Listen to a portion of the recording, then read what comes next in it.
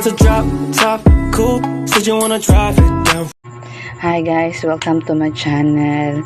May nitatanong kasi kung may bayad ba kung hindi ka nakapasa sa OWA or sa PIDOS.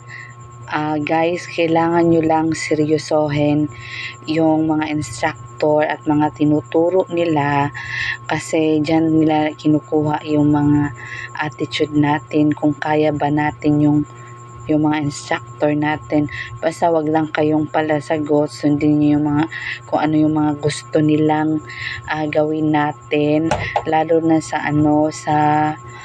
OWA. O napaka-importante ng OWA guys, importante ng OWA kasi language yan, tapos language, religion nila, yun na lahat yun.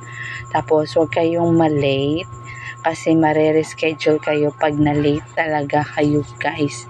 Dapat first day, second day, and third day andyan kayo kasi pag nag-absent kayo, yung minutes na late nyo, i-reschedule talaga kayo niyan na mga instructor ninyo.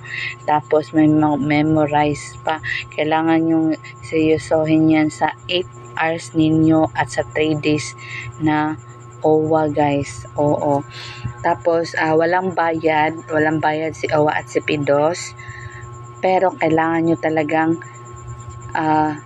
seryosohin kasi may mga bumabagsak, may binabagsak talaga sila, tapos nare-reschedule talaga.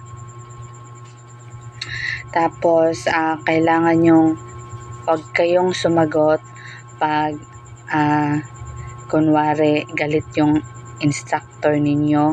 Huwag nyo silang sagutin, hayaan nyo lang kasi kinukuha nila yung mga natin, kinukuha nila yung attitude natin, kung paano tayo anong